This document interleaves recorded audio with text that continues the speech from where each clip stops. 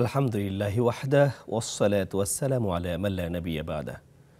সুপ্রিয় দর্শক, দেশ কিংবা প্রবাস থেকে বাংলা ভাষাভাষী যে যেখান থেকে আপনাদের প্রিয় চ্যানেল নেক্সাস টেলিভিশনের পর্দায় আপনাদের প্রিয় অনুষ্ঠান প্রাণ নিবেদিত ইসলামী জীবন বিধান অনুষ্ঠানটি দেখছেন, প্রত্যেককে জানাচ্ছি আন্তরিক প্রীতি, ভালোবাসা, মোবারকবাদ এবং ইসলামিক সম্ভাষণ।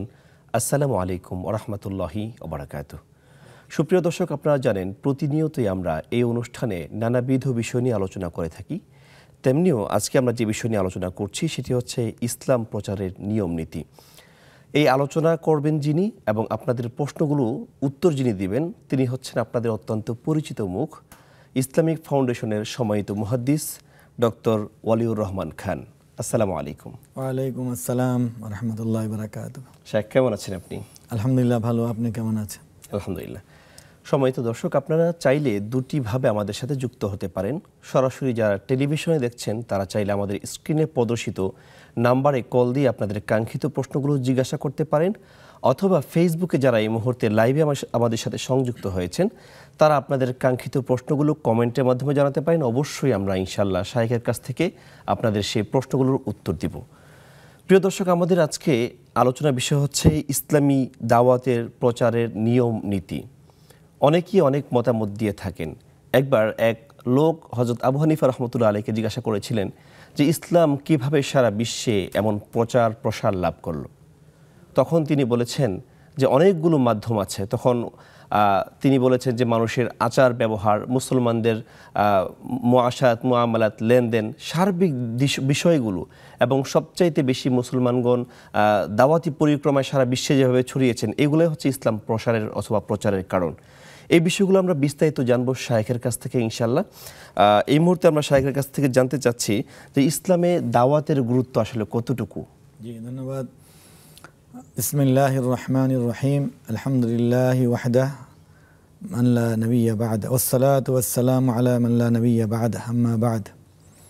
আউযু বিল্লাহি মিনাশ শাইতানির রাজীম। উদউ ইলা সাবিলি রাব্বিকা বিল হিকমাতি ওয়াল মাউইযাতিল হাসানাতি ওয়াজাদিলহুম বিল্লাতী হিয়া আহসান।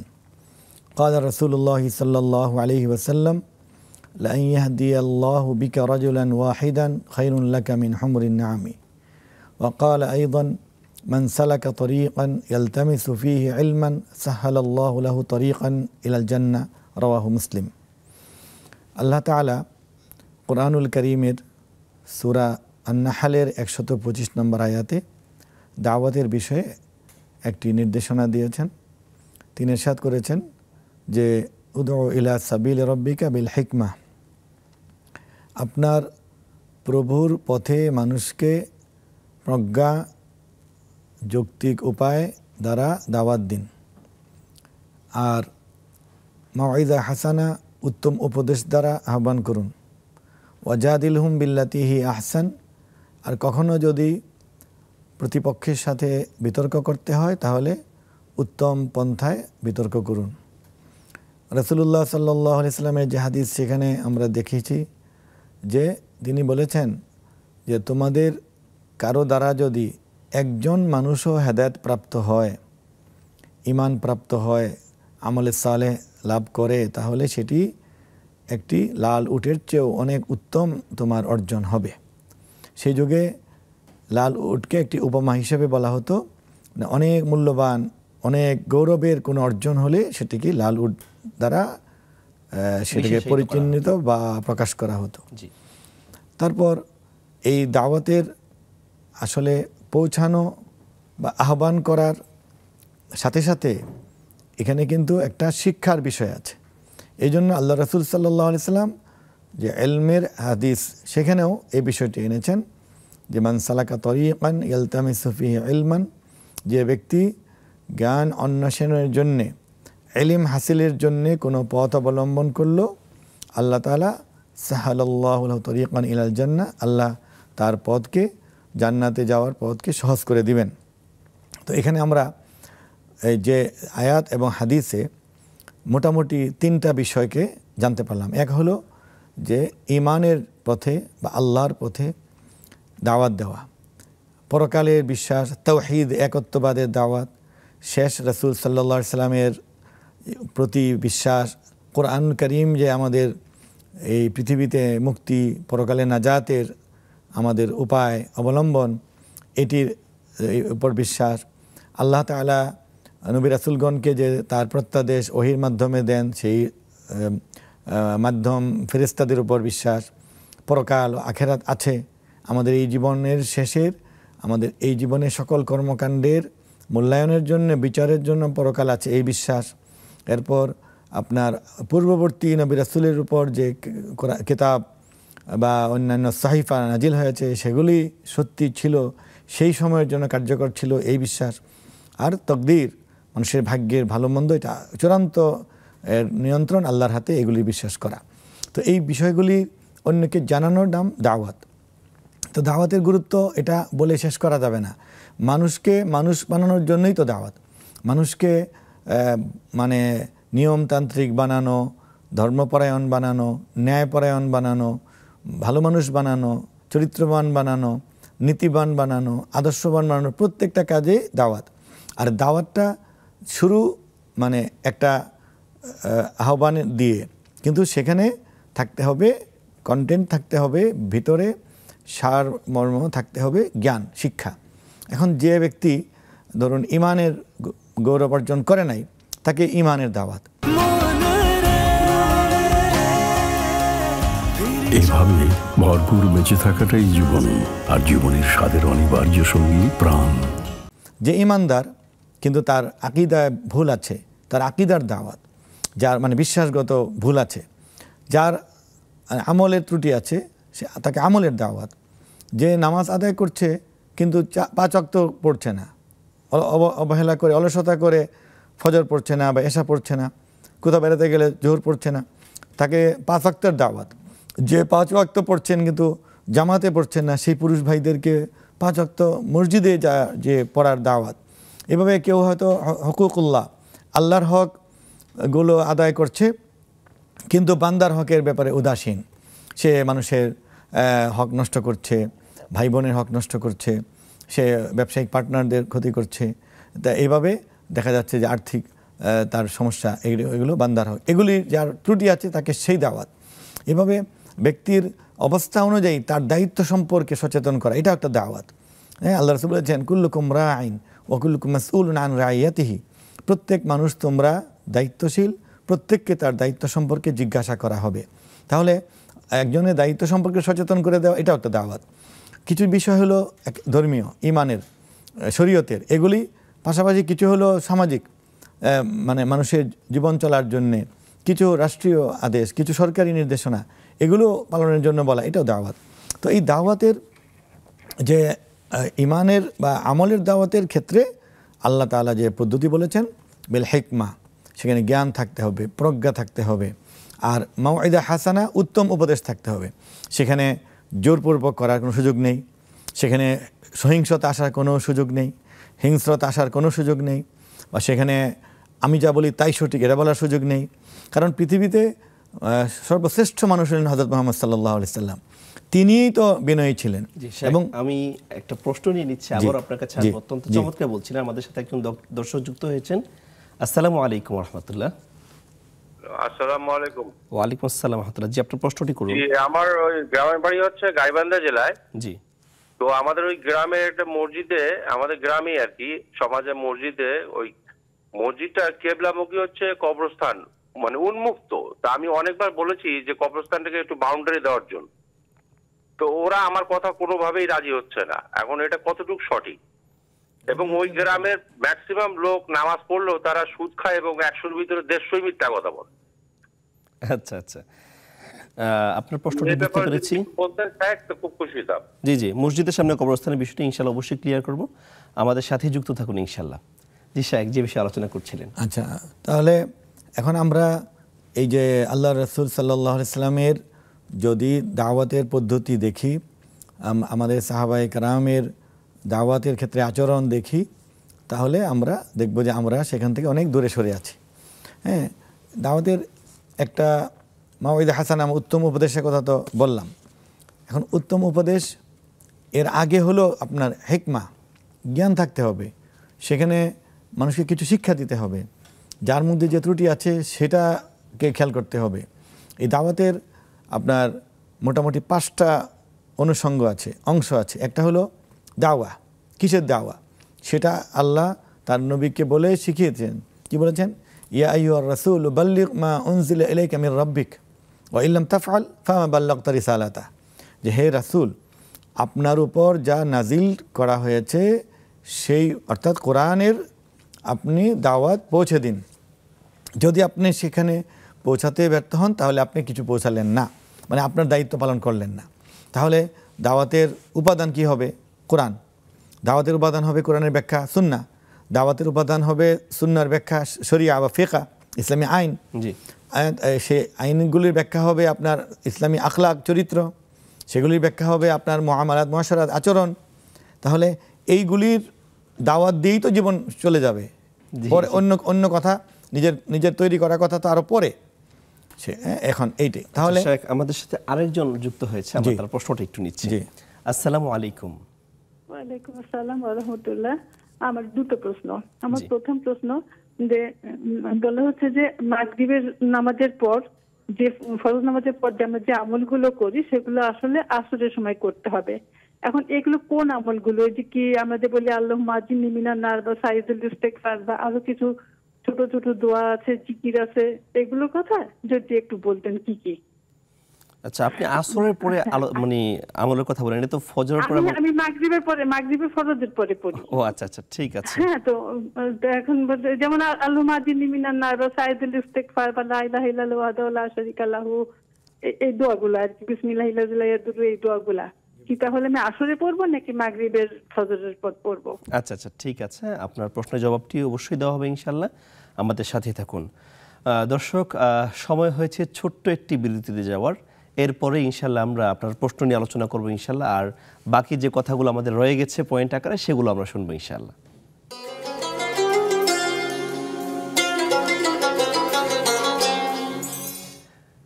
স্বাগত জানাচ্ছি বিজ্ঞাপন বিরতির পর। আপনারা দেখছেন আপনাদের প্রিয় অনুষ্ঠান প্রাণ নিবেদিত ইসলামী জীবন বিধান। বিরতির পূর্বে আপনাদের দুটি প্রশ্ন ছিল, আমরা সেই দুটি প্রশ্নের জবাব দিয়ে আমাদের সেই কাঙ্ক্ষিত আলোচনায় চলে যাব ইনশাআল্লাহ। প্রথম প্রশ্ন করেছিলেন এক ভাই, তিনি প্রশ্ন করেছিলেন মসজিদের সামনে কবরস্থান রয়েছে, তিনি বারবার বলার পরেও সেখানে কেউ বাউন্ডারি দিচ্ছে না। এই বিষয়ে প্রশ্নটি অবশ্যই আপনি শুনেছেন, শেখ, এটা জবাব দেন ইনশাআল্লাহ। মসজিদের আশেপাশে কবরস্থান যদি আগে থেকে থাকে, সেটা যদি সামনের দিকে অর্থাৎ কেবলার দিকে হয়, এতে কোনো বাধা নেই। মসজিদে নববী, যেটি ইসলামের দ্বিতীয় অথবা আমাদের প্রিয় নবী সাল্লাল্লাহু আলাইহি ওয়াসাল্লামের দ্বিতীয় বৃহত্তম মসজিদ, সেখানেও একদিকে কেবলার দিকে আমাদের প্রিয় নবী সাল্লাল্লাহু আলাইহি ওয়াসাল্লামের কবর আছে, অন্যান্য স্থানীয় কবর থাকে। তো কবর থাকাটা আগে থেকে দূষণীয় নয়। মসজিদ হয়ে যাওয়ার পরে সেই মসজিদের ভিতরে বা সীমানার মধ্যে কবর না দেওয়া, এটা উত্তম। এখন যে বললেন গোরস্থান, সেখানে রেলিং দিতে বাধা কোথায়? মানে তারা কেন না করছেন? আর্থিক সংকটে নাকি অন্য কোনো বিধানগত কারণে? যদি বিধানগত কারণে হয় তাহলে আপনি, আমাদের মতামত হলো যে গোরস্থান বাউন্ডারি দেওয়াই উত্তম, দিয়ে চিহ্নিত করে রাখা। কারণ এই মুসলমানদের গোরস্থানও একটি পবিত্র স্থান, এখানেও আল্লাহর রহমতের অনেক নিশানা আছে, অনেক কিছু ভালো আছে, এবং দুষ্ট জিন, দুষ্ট শয়তান সেখানে আসে না, আরও অনেক কিছু। সেক্ষেত্রে বাউন্ডারি দিয়ে সংরক্ষণ করা, যদি এলাকার মানুষ কিছু রাজি হয় তাহলে তারাই টাকা পয়সা জোগাড় করে এটা করে ফেলুন।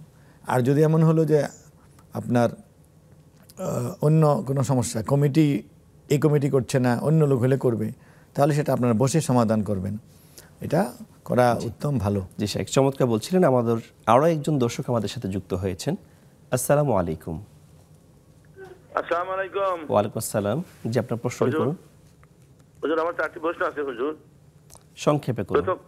সংক্ষেপে কসর নামাজ সম্বন্ধে। আমি আসছি এক জায়গায়, আমার কসর নামাজ পড়ার অভ্যাস নাই, তবে আমি কসর না পড়ে যদি স্বাভাবিকভাবে যেভাবে পড়ি ওইভাবে পড়লে আমার নামাজের ক্ষতি হবে কিনা। 2 নম্বর প্রশ্ন, সহজ সিজদা। এই যে সূরা আলাকের যে লাস্টে ওয়াসজুদ ওয়াক্তারিব, ওই জায়গায় সহজ সিজদা দেওয়া লাগে, কিন্তু ওখানে কি লাস্টে যাও কি ডবল ওই সিজদা নামাজে, ওখানে তো মানে শেষই হয়ে গেল, সিজদা দিতেই হবে। তারপরে কি শ্বশুরদের দিতে হবে হুজুর? আর 3 নম্বর প্রশ্ন হলো, আমরা অনেকে মারা গেলি বলি যে লোকটা ভালো ছিল তাই অল্প বয়সে মারা গেছে, এই ধরনের কথা বলি।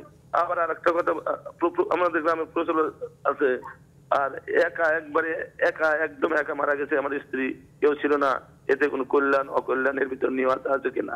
4টি প্রশ্ন। আচ্ছা আচ্ছা, ঠিক আছে।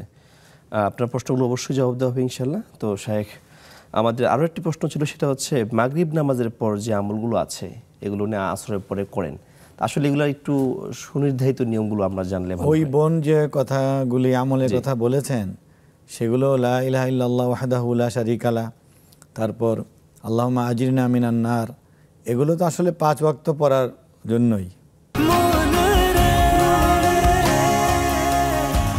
এভাবে ভরপুর বেঁচে থাকাটাই জীবন, আর জীবনের স্বাদের অনিবার্য সঙ্গী প্রাণ। প্রথমত এই দোয়াগুলি উনি যেগুলি আসাইদুল ইস্তিগফার, এটি রাতে অংশে একবার আর দিনের অংশে একবার পড়ার জন্য আল্লাহ রাসূল বলেছেন।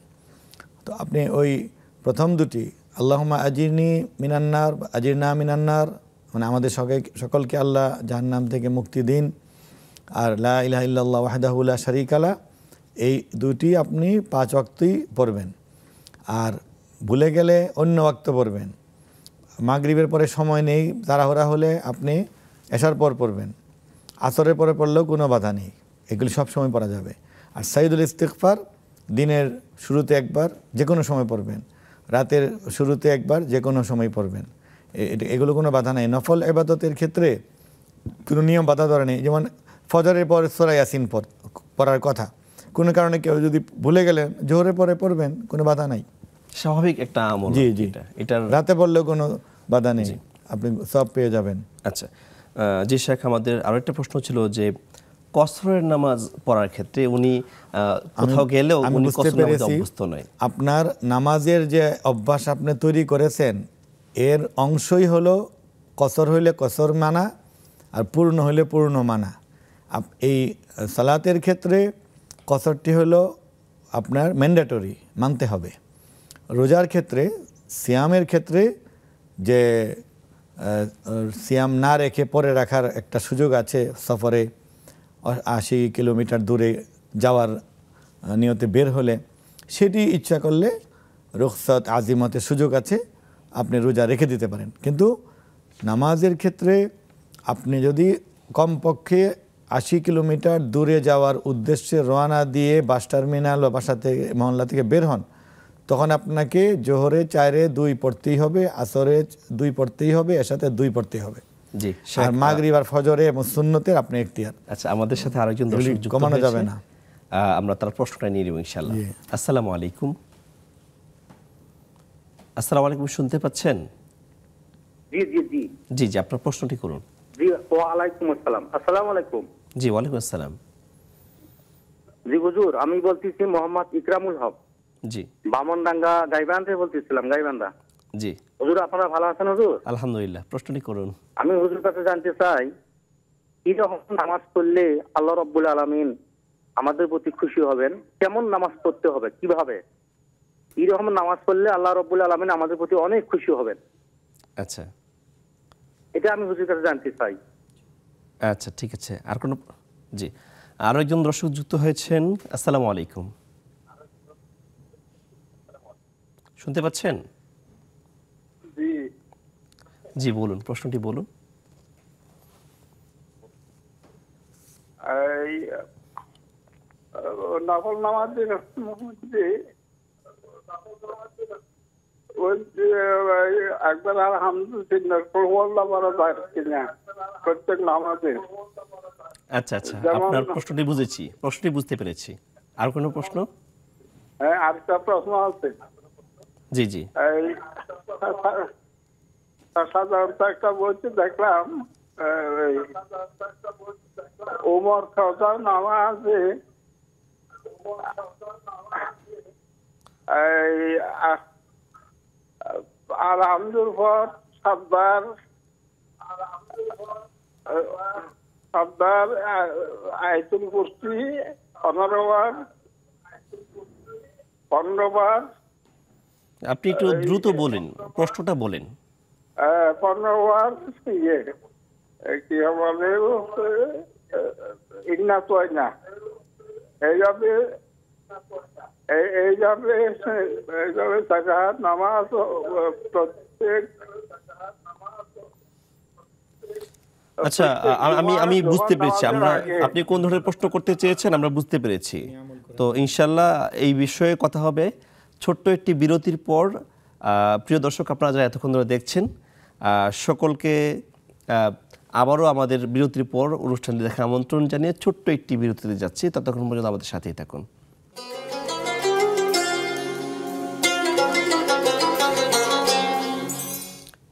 আসসালামু আলাইকুম, স্বাগত জানাচ্ছি বিজ্ঞাপন বিরতির পর। আপনারা দেখছেন প্রাণ নিবেদিত ইসলামী জীবন বিধান। আমরা আলোচনা করছিলাম আপনাদের উত্থাপিত প্রশ্নগুলো নিয়ে। এই পর্যায়ে আমরা পরবর্তী প্রশ্নে চলে যাব। যে শেখ, এক ভাই প্রশ্ন করেছিলেন সিজদার ব্যাপারে, যদিও তিনি সাউ সিজদার সাথে একটা গোলমাল পাকিয়েছেন। এটা তেলাওয়াতের সিজদা। এখন নামাজের শেষের আয়াতটা যেটা, সেটা যে সিজদার আয়াত হয়, এখন উনি সরাসরি সিজদায় চলে যাবে নাকি আবার ওই এক্সট্রা সিজদা সহ দিবে? এখানে উনি যদি আরও নামাজ পড়েন তাহলে তো উনি সিজদায় যেতে পারলে ভালো। মানে ওয়াবুদ রব্বাকা, এখানে যে ওয়াসজুদ ওয়াক্তারিব, জি, ওয়াসজুদ ওয়াক্তারিব বলে উনি সিজদায় যাবেন, গিয়ে উঠে পরের সূরা পড়তে হবে, মিলে একটা সূরা পড়তে হবে। পরের সূরা যেটি আছে সেটি ইন্না আনজালনাহু ফি লাইলাতুল কদর, এটা হলো উত্তম। আরেকটা হলো যে উনি এখানেই তার রাকাত শেষ, আর পড়বেন না। তাহলে উনি রুকুতে যে যাবেন সেই সময় তিনি সাউ সিজদার নিয়ত করবেন মনে মনে, যে আমি তো এখন রুকুতে যাচ্ছি। রুকু করবেন, সিজদা করবেন, এরপরে নামাজ শেষ করে সালাম ফিরাবেন। মানে একসাথে দুটো সিজদা হয়ে যাবে, কিন্তু তাকে অবশ্যই নিয়ত করতে হবে যে আমি ওই আল্লাহ যে বলেছেন সিজদা করতে, সেই সিজদার উদ্দেশ্যে এখন আগে রুকুতে যাচ্ছি। এই রুকুর সময়ই তাকে সিজদার নিয়ত করতেই হবে। এরপরে সিজদা যখন যাবে সেই স্বাভাবিক সিজদা হবে। এভাবে ভরপুর বেঁচে থাকাটাই জীবন, আর জীবনের স্বাদের অনিবার্য সঙ্গী প্রাণ। এখন আরেক ভাই প্রশ্ন করেছেন যে মানুষ মারা যাওয়ার পরে যে লোকটা অনেক ভালো ছিল কিংবা লোকটা অনেক মন্দ ছিল, অর্থাৎ তার ব্যাপারে, মৃত ব্যক্তির ব্যাপারে ভালো অথবা মন্দ, পজিটিভিটি অথবা নেগেটিভিটি, এটা আসলে বলার ক্ষেত্রে ইসলামের বিধান কি? এটা হাদিসে আছে যে কেউ মারা গেলে তিনি যদি ইমানদার হন এবং নেক আমল করে জীবন যাপন করে পার হন, এরপরে স্বাভাবিকভাবে মানুষ স্বতঃস্ফূর্তভাবে বলে যে মানুষটি ভালো ছিলেন, নেককার ছিলেন, আল্লাহর হক বান্দার হক উভয়টা পালন করেছেন, এটা মূল্যায়ন হবে। এটা আল্লাহ রেয়াত করবেন এবং এটাকে আল্লাহ বিবেচনা করে তাকে আরও তার মর্যাদা এবং সুযোগ সুবিধা বাড়িয়ে দেবেন। কিন্তু এই যে জানাজার আগে জিজ্ঞাসা করা যে মানুষটি কেমন ছিলেন বলেন, এটা ইসলামের পদ্ধতি না। জিজ্ঞাসা করে ভোট নেওয়া এটা সঠিক নয়। শেখ, আমাদের সাথে আরো একজন দর্শক যুক্ত হয়েছেন। আসসালামু আলাইকুম। ওয়ালাইকুম আসসালাম। আসসালামু আলাইকুম। ওয়ালাইকুম আসসালাম। জি, আপনার প্রশ্নটি করুন। জি, আমার প্রশ্ন হচ্ছে যে আমি ঢাকাতে, আমার বাড়ি হচ্ছে চট্টগ্রাম, আমি কি ওইখানে গিয়ে কসর পড়বো? ঢাকা থেকে চট্টগ্রাম গিয়ে কসর পড়বেন কিনা, তাই তো? জি জি জি। আচ্ছা, ঠিক আছে, আপনার প্রশ্নটি বুঝতে পেরেছি। আসসালামু আলাইকুম। ওয়ালাইকুম আসসালাম। বুঝতে পেরেছি। জি শেখ, আমাদের আরো একটি প্রশ্ন ছিল। এক ভাই বলেছেন যে তার স্ত্রী একাকী মারা গিয়েছেন, এখন এই একাকী স্ত্রী মারা যাওয়ার মধ্যে কোনো ফজিলত বা নেগেটিভিটি কিছু আছে কিনা? এটা একাকী মারা গেলেন কেন, মানে ওনার সঙ্গে কেউ থাকলেন না কেন? যদি এটা যৌক্তিক কারণে হয়, যে হসপিটালে অ্যাটেন্ডেন্ট যে ছিলেন ইনি চলে গেছেন বা কোনো সময়, এটাতে কোনো শরীয়তের কোনো বড় কিছু হয় না। উনি যদি ইমানদার হন, ওনার নামাজ এবং বান্দার হক ঠিক থাকে, তাহলে আল্লাহ সেভাবে বিবেচনা করবেন। আর যারা কর্তব্যরত ছিলেন তারা দায়িত্ব অবহেলা করলে সেটা তাদের আল্লাহর কাছে আলাদা জবাব দিতে হবে। জি শেখ, আরেকজন দর্শক আমাদের সাথে যুক্ত হয়েছেন। আসসালামু আলাইকুম। ওয়ালাইকুম আসসালাম। জি জি, প্রশ্নই করুন। আমার প্রতি মাগরিবের নামাজের পরে নাকি লা ইলাহা ইল্লাল্লাহু মুহাম্মাদুর রাসূলুল্লাহ, এটা নাকি 300 বার পড়লে মৃত্যুর সময় যন্ত্রণা কম হয়, এটা নাকি আমাদের মহানবী সাল্লাল্লাহু আলাইহি ওয়াসাল্লাম আমল করত, এইটা কতটুকু সত্য? আচ্ছা, ঠিক আছে, আপনার প্রশ্নের জবাব দেওয়া হবে ইনশাল্লাহ। জি শেখ, আমরা আরেকটি প্রশ্ন পেয়েছিলাম, সেটি হচ্ছে এক ভাই খুবই আবেগপ্রতভাবে জানতে চেয়েছেন যে কোন নামাজ অথবা নামাজটা কিভাবে পড়লে আল্লাহ অনেক খুশি হবেন। সেটা আল্লাহই সেটা বলে দিয়েছেন, কাদ আফলাহাল মুমিনুন আল্লাযীনা হুম ফি সালাতিহিম খাশিউন। আপনি সূরা মুমিনুনের ওই প্রথম 2-3 আয়াতের তাফসীর পড়লে ভালো বুঝতে পারবেন। আমি আপনাদেরকে একটা ইঙ্গিত দিই, সেটা হলো যে নামাজে শুরুতেই আল্লাহর ভয়, আল্লাহ আমাকে দেখছেন, এই অনুভূতি থাকতে হবে, সেটি আল্লাহ কবুল করবেন। এই নামাজের জন্য হালাল রুজি রোজগার, হালাল পোশাক, হালাল পায়জামা পাঞ্জাবি টুপি হইতে হবে। এই সালাদটি শরীয়ত মতো, মানে আল্লাহ রাসূল সাল্লাল্লাহু আলাইহি ওয়াসাল্লামের সুন্নাহ অনুযায়ী, বিধান অনুযায়ী হতে হবে। সালাতের মধ্যে প্রতিটি ইবাদতে আল্লাহ আমাকে দেখছেন, কমপক্ষে এই ধ্যান থাকতে হবে। এবং যত বেশি বিনয়, যত বেশি ধ্যান, যত বেশি আল্লাহর খেয়াল হবে, তত বেশি এই সালাদটি পড়লে আপনার আল্লাহ ইনশাআল্লাহ কবুল করবেন। জি শেখ, ফেসবুকে আমাদের এক বোন প্রশ্ন করেছেন, তার খালাতো ভাইয়ের সাথে তার আপন বোনের বিবাহ হয়েছে। এখন তার খালাতো ভাই, তার বোন এবং তার 3 জন খালা রয়েছে, যারা খালারও বিবাহিত তবে বিধবা, তো সবাই একসাথে উমরায় যাচ্ছে। এখন তাদের সাথে তিনি যুক্ত হতে পারবেন কিনা? মানে তার নিজের কোনো মাহারাম নাই, খালাতো ভাই। শরীয়ত এটাকে অনুমোদন দেয় না, কারণ হজ বা উমরার সফরের কাজগুলো এমন যে পার্টিকুলার প্রত্যেকেরই একজন মাহারাম লাগে। তাকে দৈহিকভাবে ধরে গাড়িতে উঠানো, নামানো, তফ করানো, সাই করানো, এরকম মানে মহিলা উমরা যাত্রীকে আরেকজন পুরুষের হেল্প নিতে হয়। সেরকম যে আপনার হাতে ধরে আপনাকে নামাতে পারবে, আপনার 2 হাতে ধরে আপনাকে তফ করাতে পারবে, এরকম লাগবে। যদি কেউ এটাকে অমান্য করে যান, তাহলে এই সফরটি তার নাজায়েজ হবে, এই সফরে তার গুনাহ হবে। আর হলো বেপরদা তো হবেই, কারণ ওই তার ভগ্নিপতি তার জন্য মানে মাহারাম নয়, পর্দা রক্ষা করতে হবে। তাহলে আপনার অনেকগুলি গুনাহ যুক্ত হবে। কেউ যদি চলে যায় তাহলে তার উমরা হবে, কিন্তু সেখানে তার গুনাহ যুক্ত হবে, সওয়াব কম হবে। জি, আমাদের সাথে আরো একজন দর্শক যুক্ত হয়েছেন। আসসালামু আলাইকুম। ওয়ালাইকুম আসসালাম। জি, আমার একটা প্রশ্ন হচ্ছে যে আমি তো তাহাজ্জুদের সালাত এতদিন পরে আসছি, ফজরের সালাত ওয়াক্ত হওয়ার 2-1 মিনিট আগেই শেষ হয়, এরকম সময় আর জি। কিন্তু আমি কিছুদিন আগে একটা অ্যাপসে দেখলাম তাহাজ্জুদের সালাতের শেষ সময় ফজরের সালাতের ওয়াক্ত হওয়ার 5-7 মিনিট আগেই তাহাজ্জুদের সালাতের সময় শেষ আর কি। জি, তাহলে আমার কি সালাতটা এতদিন ভুল হয়েছে নাকি, এটাই আর কি। আচ্ছা আচ্ছা, আপনার প্রশ্নটি অবশ্যই জবাব দেব ইনশাআল্লাহ। আমাদের সাথে আরো একজন দর্শক যুক্ত হয়েছেন। আসসালামু আলাইকুম। ওয়ালাইকুম আসসালাম। জি, আপনার প্রশ্নটি করুন। হুজুর, আমার প্রশ্ন হচ্ছে, আমি চাকরি করি, ঠিক আছে, তো আমি একটা জমি কিনছি। এই জমিটাতে কি আমার সন্তান ছাড়া অন্য কাহারও হক আছে, বা আমি কি আমার সন্তানদেরকে দিয়ে দিতে পারবো? আচ্ছা, ঠিক আছে, আপনার প্রশ্নটি বুঝতে পেরেছি ইনশাআল্লাহ। আমাদের সাথেই থাকুন, আপনার জবাব পেয়ে যাবেন। জি শেখ, আমাদের আরেকজন প্রশ্ন করেছিল যে নামাজে 3 বার কুল হুয়াল্লাহ পড়ে যে বিশেষ একটি নামাজ, অনেকে ফজিলতের কথা বর্ণনা করে থাকে।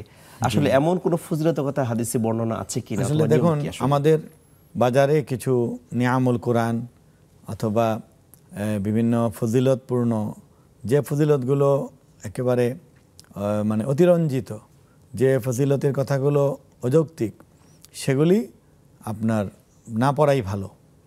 যেগুলো স্বাভাবিক ফজিলতের কথা অথেন্টিক হাদিস দ্বারা এবং ফিকহের অথেন্টিক কিতাব দ্বারা, নির্ভরযোগ্য কিতাব দ্বারা প্রমাণিত, সেগুলি আমল করবেন। এই যে আরেক ভাই প্রশ্ন করেছিলেন যে সূরা ফাতিহার পরে এতবার ইয়াসিন বা এক নামাজি সূরা ফাতিহা, একই নামাজে সূরা ফাতিহা এতবার, সূরা কুল হুয়াল্লাহ এতবার, এরকম নামাজ বা মাগরিবের পরে 100 রাকাত নবীজি পড়ে, এরগুলো নেই। আপনাকে এই স্বাভাবিক পদ্ধতিতে সূরা ফাতিহার সাথে একটা সূরা মিলাবেন, আর এক রাকাতে সূরা ফাতিহার সাথে সূরা ইখলাস মিলাবেন। আপনি এইভাবে 2-2 করে 6, 8, 10, 20 রাকাত পড়েন, বাধা নেই। কিন্তু আপনি এক সূরা বারবার পড়ার এটা কোনো জরুরি নয়, এটা আপনি না করলেও চলবে। জি, ওনার 2টি প্রশ্নের জবাবই আমরা আপনার কাছ থেকে পেয়ে গেছি। আরেক বোন প্রশ্ন করেছেন তার স্থায়ী বাড়ি হচ্ছে চট্টগ্রামে, তিনি ঢাকায় থাকেন, এক্ষেত্রে চট্টগ্রামে গেলে তিনি আসলে কসর পড়বেন কিনা? যাওয়ার পথে তিনি কসর পড়বেন। আর চট্টগ্রাম বাড়িতে ওনার যদি মানে জায়গা জমি থাকে, ঘর থাকে, ফ্ল্যাট থাকে, তাহলে তার এটা অতনে আসলি মূল ঠিকানা, আর ঢাকার বাড়ি তার স্বামীর ঠিকানা বা দ্বিতীয় স্থায়ী ঠিকানা। ওই উভয় জায়গায় পৌঁছার পরে উনি 4 রাকাত পড়বেন। আর পথে, সফরে, ট্রেনে, গাড়িতে সেখানে 2 রাকাত পড়বেন। সফরের পথে তিনি মুসাফির, বাট যেখানে চলে গিয়েছেন সেখানে তিনি মুকিম। পৌঁছার পরে তিনি 4। জি জি। আর সফরে যদি কোনো নামাজ কাজা হয় সেটা যদি ওখানে পড়েন তাহলে 2 রাকাতেই। আবার বাসায় কাজা হয়েছে, সফরে সুযোগ পেয়েছেন, পড়তেছেন, তাহলে আবার 4 রাকাত। জি জি জি শেখ। এই মুহূর্তে আমাদের সাথে আরেকজন দর্শক যুক্ত হয়েছেন। আসসালামু আলাইকুম। দর্শক শুনতে পাচ্ছেন? জি জি। আমার তিনটে প্রশ্ন আছে। জি, সংক্ষেপে করেন। ওই যে আমি জানতে চাই, আমি আমার বাড়ি তো গাইবান্ধা, আমি মেয়ের বাসায় আসছি ঢাকায়, তো এখানে কি আমাকে কসর করতে হবে? কতদিনের জন্য আসছেন আপনি? আমি তো এখানে আসছি, চোখ অপারেশন করছি, এখনো তো প্রায় 1 মাস হয়ে গেল আমার। আচ্ছা আচ্ছা। আর একটা প্রশ্ন আমার, আমি যে নামাজের ভিতরে আপনার আয়াতুল কুরসি কি পাঠ করতে পারবো? আলহামদুলিল্লাহ সূরা পরে একবার কি আয়াতুল কুরসি পড়া যায়? আচ্ছা আচ্ছা, ঠিক আছে। আপনার প্রশ্নের উত্তর জবাব দেওয়া হবে ইনশাল্লাহ, আমাদের সাথেই থাকুন।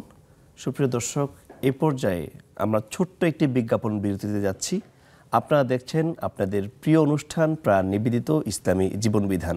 দেখা হবে বিরতির পর।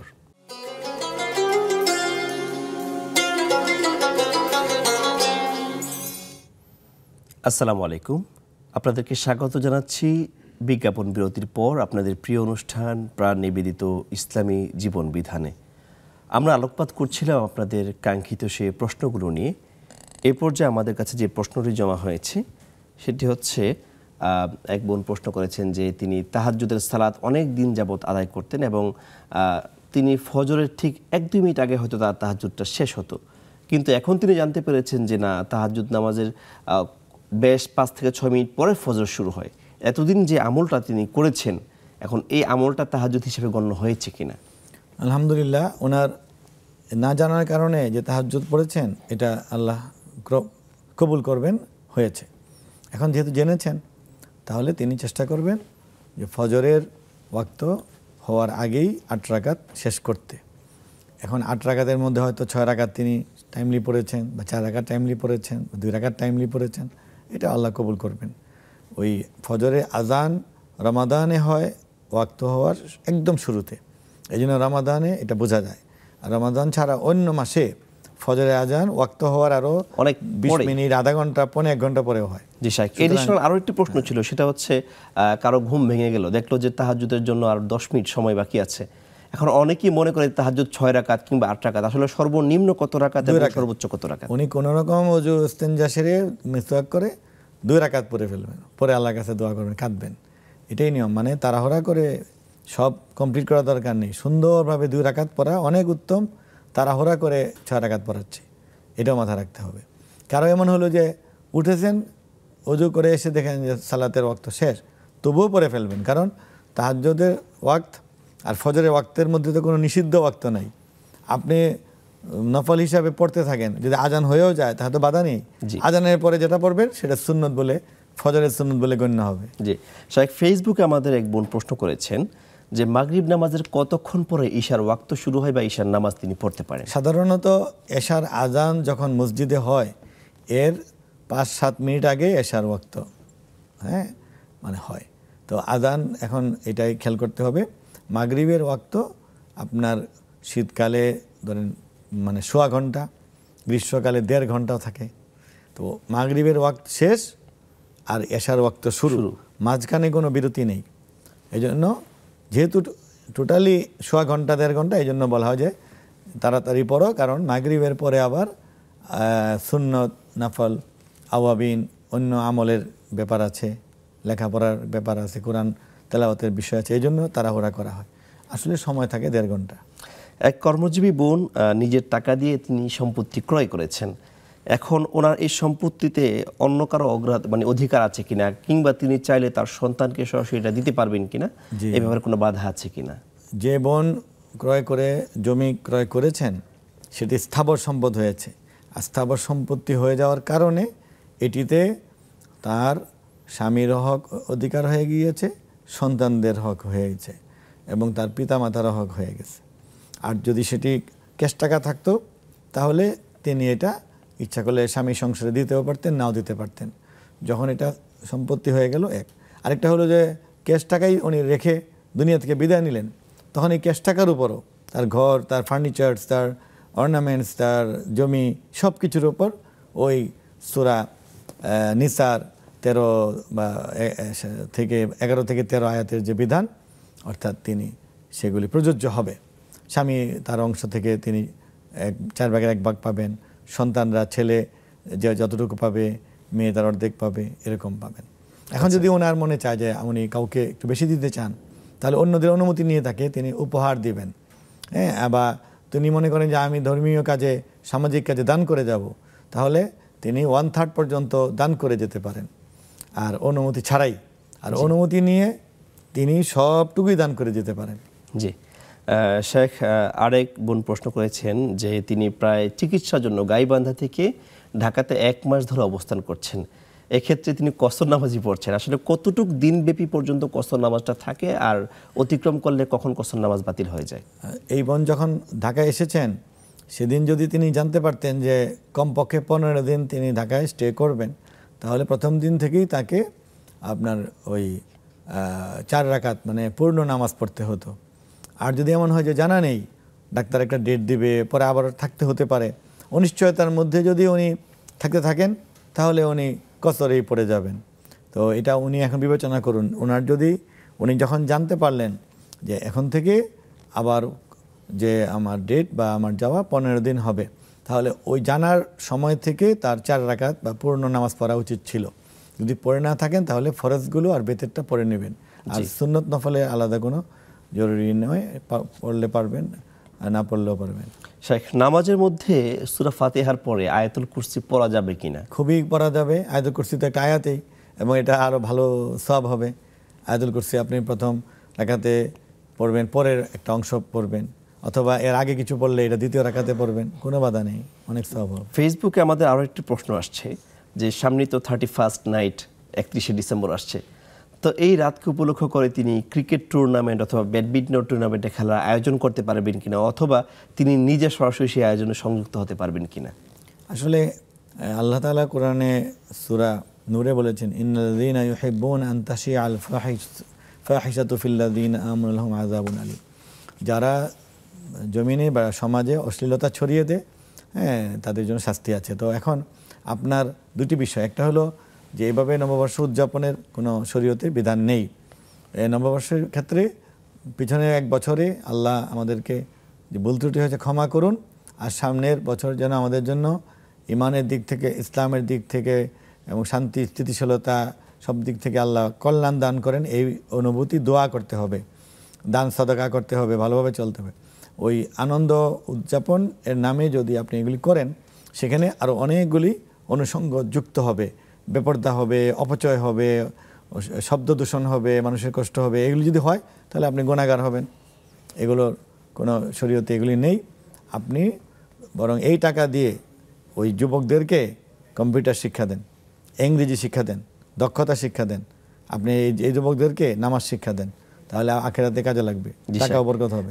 খুবই সংক্ষিপ্ত 1 মিনিট সময়ের মধ্যে জানতে চাইব যে আসলে মিডিয়ার মাধ্যমে দিনের যে দাওয়াত বা প্রচার প্রসারটা, এটা আমরা কিভাবে করতে পারি? যেমন নেক্সাস টেলিভিশনের মাধ্যমে অনেক মানুষ জানতে পারছে, এটাকে আমরা কিভাবে কাজে লাগাতে পারি? এটা খুবই শক্তিশালী, কারণ দাওয়াতের ক্ষেত্রে কয়েকটি বিষয়। একটা হলো দাওয়াত দাতা, তার গুণাবলী আমরা কিছু বলেছি। একটা হলো মাদউ, মানে কাকে আহ্বান করা হবে সেটা বলেছি। একটা শ্রেণী হলেন অমুসলিম, তাদেরকে ইমানের দাওয়াত, যারা মুসলিম তাদেরকে আমলের দাওয়াত।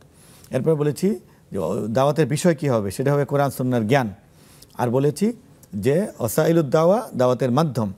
তো এই যে ওসাইলুদ দাওয়ার মধ্যে মুখে দাওয়াত দেওয়া একটা, নিজের আচরণ দিয়ে, নিজে ভদ্র হয়ে, নিজের সালাত আদায় করে, নিজের জাকাত দিয়ে, নিজে জিহাদ করে, নিজে ভালোভাবে চলে দাওয়াত দেওয়া, নিজে পর্দা করলে আরেকজনকে। আর অন্যকে প্রচারের ক্ষেত্রে লেখালেখি এবং শক্তিশালী মাধ্যম হলো এই চ্যানেলগুলো। যে এই মিডিয়াতে আপনি একটি বয়ান অ্যাট আ টাইম আপনি কোটি লোক দেখছেন এবং এগুলি রেকর্ডিং হচ্ছে, ইউটিউবে থাকছে, এত বিরাট একটি কাজ হচ্ছে। এবং পৃথিবীতে এখন এই যে এত অনাচার, এত শয়তানি শক্তি, এত অশ্লীলতা, এত কিছুর পরেও যে আপনি তরুণ সমাজ ইসলামের দিকে আসছে, নামাজির সংখ্যা বেড়ে যাচ্ছে, মুসলিমের সংখ্যা তো একটি পরিসংখ্যান এসেছে যে প্রতিদিন গড়ে পৃথিবীতে 4000 লোক নতুন করে ইসলাম গ্রহণ করেন। এগুলি তো মিডিয়া কল্যাণে হচ্ছে। এই যে আমাদের এই আয়োজনটা কত ভাই বোন দেখছেন এবং কত জটিল মাসালা জেনে যাচ্ছেন, যেগুলি একাডেমিক বিষয়, তাত্ত্বিক বিষয়ে ইউনিভার্সিটিতে ভর্তি হয়ে পড়তে হতো। অত্যন্ত চমৎকার আলোচনা করছিলেন, আলহামদুলিল্লাহ। আমরা একেবারে অনুষ্ঠানের শেষ পর্যায়ে চলে আসছি। আপনাকে অসংখ্য কৃতজ্ঞতা জ্ঞাপন করছি আমাদের স্টুডিওতে আসার জন্য। ধন্যবাদ আপনাকে। সম্মানিত দর্শক, আপনারা দেখছিলেন প্রাণ নিবেদিত ইসলামী জীবন বিধান। দেখতে দেখতে অনুষ্ঠানের শেষ পর্যায়ে চলে এসেছি। আজকে বিষয়গুলো আশা করি সকলেই বুঝতে পেরেছেন। আপনাদের প্রশ্নগুলোর কাঙ্ক্ষিত জবাবও আশা করছি পেয়েছেন। ইনশাআল্লাহ আপনাদের সাথে আবারও দেখা হবে, কথা হবে নির্ধারিত বিষয় নিয়ে, আপনাদের উত্থাপিত প্রশ্ন নিয়ে ইনশাআল্লাহ। ততক্ষণ পর্যন্ত নেক্সাস টেলিভিশনের সাথেই থাকুন এবং আমরাও থাকবো আপনাদের সাথে ইনশাআল্লাহ। ধন্যবাদ সবাইকে। আসসালামু আলাইকুম ওয়া রাহমাতুল্লাহি ওয়া বারাকাতুহু।